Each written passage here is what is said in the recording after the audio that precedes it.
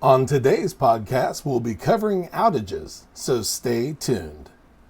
Welcome to Warehouse Safety Tips. You can find the show notes to each episode, links to information mentioned on the podcast, the social media platforms we're on, and anything else related to the podcast at warehousesafetytips.com.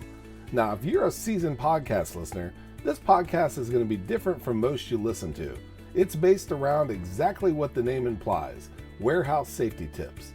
And since the people in this industry are busy, we know that time is money and each episode will be as short and to the point as possible. And now, with all of that out of the way, let's get to the podcast. If you've ever been in the middle of something and experienced a power outage, you know just how unexpected it can be. And although you can't predict exactly when it'll happen, you can be prepared for when it does. One of the first things you need to do is make sure that you have all the tools and procedures in place before it occurs. This includes, but of course is not limited to, having a specific routine in place should an outage occur, staying calm, having emergency power and lighting in place at your facility, and even more importantly, running frequent drills to make sure everything is working properly. Making sure you have working flashlights available and that the staff knows where they're located. Also, make changing out the batteries on these items part of your regular safety routine.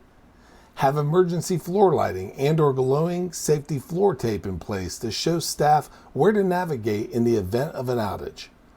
Assuring equipment and/or machines that need to be shut down with certain procedures are on backup systems wherever possible. And if the equipment isn't on a backup or properly shut down, be very mindful of issues that could arise once the power is restored.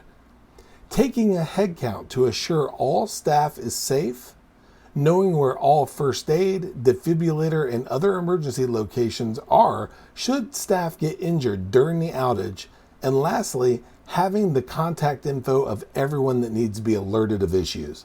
You may go years without seeing an outage, or you might be in a location where it happens frequently.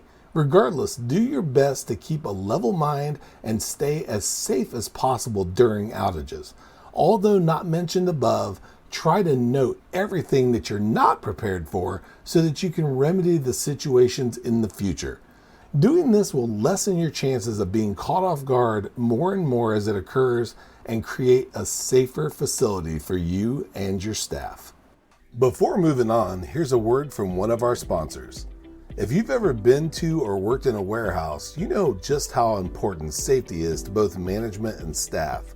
It's almost impossible to go 10 steps without seeing safety tape, angles, signs, and/or safety products. It's these items that show us how to be safe and avoid danger in the workplace. And if you're looking for the best products to make this happen, look no further than Mighty Line.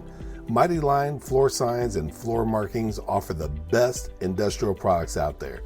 We're proud to have Mighty Line as the official floor sign and floor marking company for the Warehouse Safety Tips podcast and site.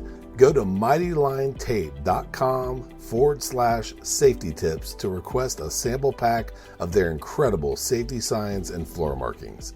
We hope you enjoyed this episode of Warehouse Safety Tips. If you visit warehousesafetytips.com, you'll find the show notes for this episode and access to all of our blog posts, previous podcasts, advertiser information, and much more.